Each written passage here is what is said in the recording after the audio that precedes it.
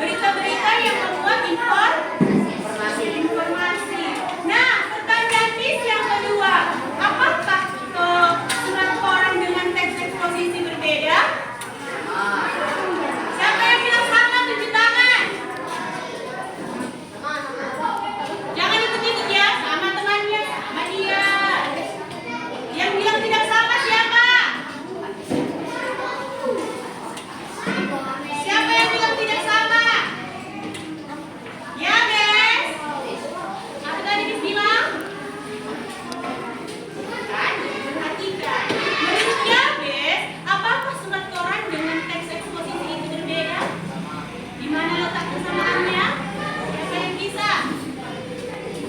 Siapa yang bisa letak persamaan teks eksposisi dengan surat koran itu apa? Iya. Sama-sama berita non fiksi. Apakah ada lagi? Iya, SQL? Bukan? Iya, kalau teks eksposisi berisi fakta dan ilmu pengetahuan. Tapi kalau surat koran kan hanya bersifat informasi. Gak ada disampaikan di situ berdasarkan pendapat orang lain yang berdasarkan fakta. Jadi menurut kalian apakah teks eksposisi dan surat koran sama atau beda? Sama. Dari segi ciri-ciri bisa dikatakan sama, tapi dari segi struktur berbeda. Apa lagi? Baik adik-adik, di sini Kevin sudah paham di mana letak perbedaan antara surat koran ataupun teks eksposisi?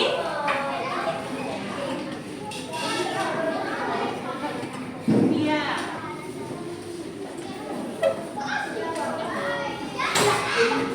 Ulangi ya. Tadi kalau dia surat koran hanya menyampaikan informasi. Kalau teks eksposisi dia menyampaikan informasi tetapi bersifat menambah ilmu pengetahuan. Dari segi struktur juga berbeda. Sudah paham? Nah, sekarang Miss mau bertanya, siapa yang tahu apa itu teks eksposisi? Siapa? Kamu nak? Sampaikan apa yang kamu ketahui aja, nggak berdasarkan buku. Apa yang kamu pahami, itu yang harus kamu sampaikan. Ya guys, tahu? Siapa yang udah tahu? Ayo, Yohana. Belum. Coba perhatikan bukumu halaman buku bahasa Indonesia halaman 160.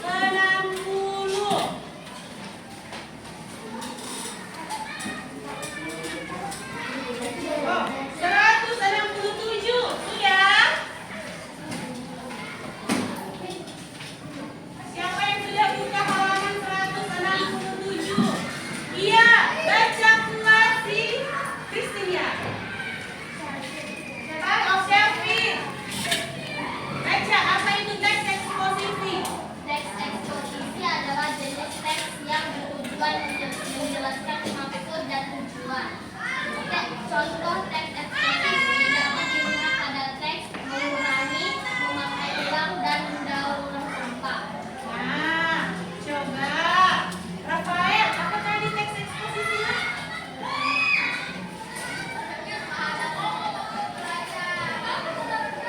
Apa Rifa? Rifki?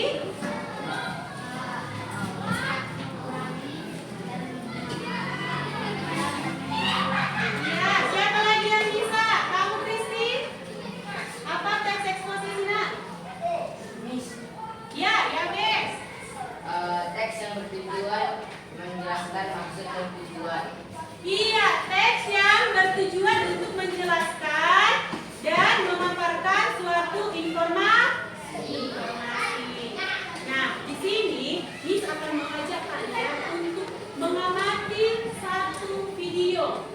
Perhatikan baik-baik ya. Penyebab dan dampak banjir di wilayah perkotaan. Banjir merupakan salah satu masalah serius yang sering melanda kota, terutama di negara-negara berkembang. Penyebab utama banjir di perkotaan adalah kombinasi antara faktor alam dan aktivitas manusia yang berkembang. Banjir tidak hanya menimbulkan kerugian materi, tetapi juga berdampak negatif pada kesehatan dan kualitas masyarakat. Pertama, faktor alam seperti curah hujan yang tinggi dan perubahan iklim berkontribusi besar terhadap terjadinya banjir. Curah hujan yang intens dalam waktu singkat dapat menyebabkan sungai liar dan air mengenang di daerah Anda. Selain itu, perubahan iklim global yang menyebabkan peningkatan suhu bumi juga berpengaruh pada pola cuaca yang semakin ekstrim yang memperbesar peluang terjadinya banjir. Kedua, aktivitas manusia yang tidak terkontrol seperti urbanisasi yang cepat dan pembangunan yang tidak memperhatikan tata ruang juga menjadi penyebab utama banjir di kota. Urbanisasi yang besar menyebabkan banyak lahan resapan air berubah menjadi area pemukiman dan perkantoran. Hal ini mengurangi kemampuan tanah untuk menyerap air hujan, sehingga air lebih mudah mengalir ke permukaan dan menyebabkan genangan.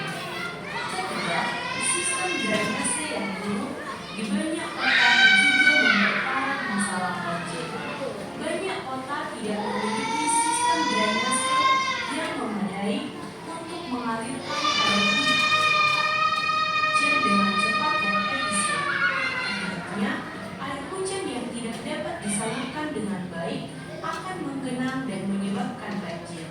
Selain itu, masalah sampah yang tidak terkelola dengan baik juga berkontribusi terhadap penyumbatan saluran air.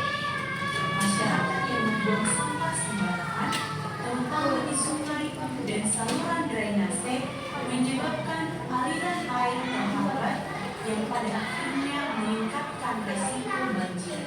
Banjir di perkotaan adalah masalah kompleks yang disebabkan oleh kombinasi faktor alam dan aktivitas manusia. Curah hujan yang tinggi,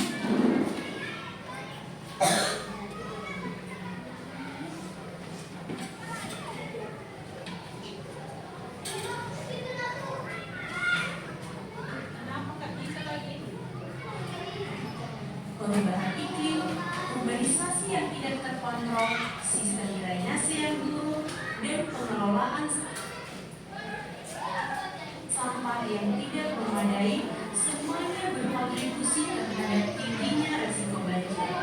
Untuk mengatasi masalah ini, diperlukan upaya terpadu dari pemerintah, masyarakat, dan sektor swasta untuk memperbaiki tata ruang kota, meningkatkan sistem drainase, dan mengelola lingkungan dengan lebih baik. Dengan demikian, dampak banjir dapat diminimalisir dan kualitas hidup masyarakat perkotaan dapat meningkat.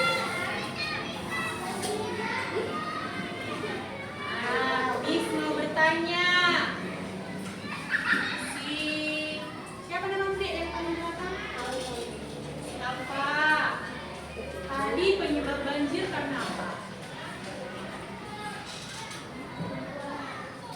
Banjir disebabkan oleh apa? Siapa yang bisa? Ya, Alia?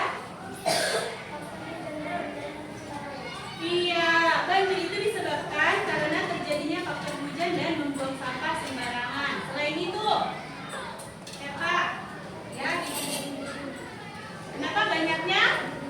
Iya, banyaknya gedung-gedung di daerah perkotaan sehingga kurangnya resapan apa? Resapan air ke tanah. Nah, sampai sini dari video yang kalian amati, apakah ada pertanyaan? Ada pertanyaan?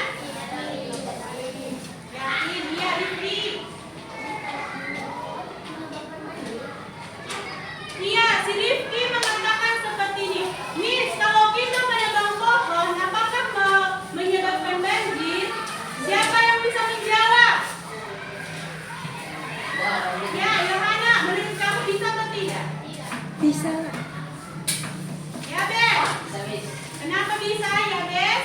Karena tumbuhan itu tugasnya menyerap air.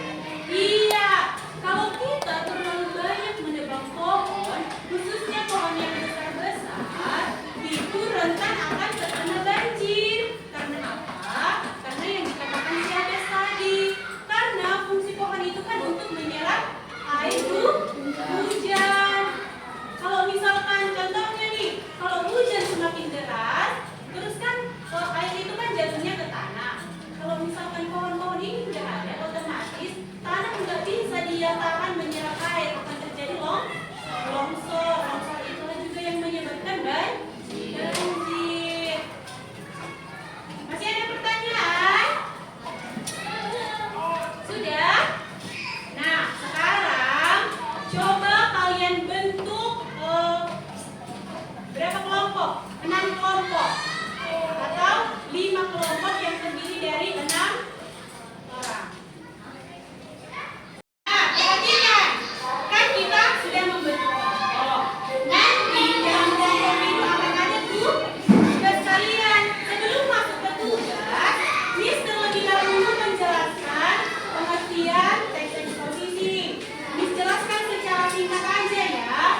Teks eksposisi tadi seperti yang sudah kita baca sama-sama bahwa teks eksposisi itu adalah teks yang menjelaskan atau memaparkan suatu informasi berdasarkan fakta. Lanjut. Yang kedua, ciri-ciri teks eksposisi. Baca. Dika.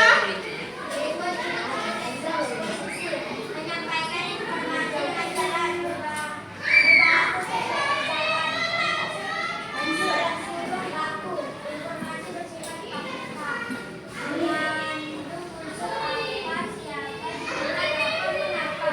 Teks eksposisi dipilih sesuai pengarang dan tidak berminat Atau netral. Nah, selanjutnya dalam teks eksposisi terdapat 3 struktur. Coba bacakan poin-poinnya aja si Rifki. Apa? Yang pertama, membuka atau pernyataan tesis. Yang kedua, struktur kedua, rangkaian argumen. struktur ketiga. Struktur ketiga, penegasan ulang atau penunjuk. Nah, berarti dalam teks eksposisi terdapat 3 struktur, yaitu yang pertama tesis atau pernyataan umum. Yang kedua, rangkaian. Argumen. Ulang sekali lagi. Rangkaian argumen. Yang ketiga, Penegasan ulang atau penutup. iya. Jadi di sini akan kasih kalian tugas kelompok. Perhatikan apa yang diminta di kertas ini ya.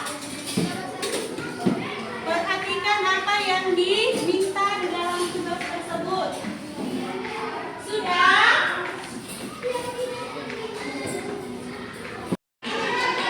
Sudah selesai tugas yang diskusi kelompok kalian yang sudah selesai dikumpulkan di sini. Dikumpul. Sudah? Yang tugas kelompok.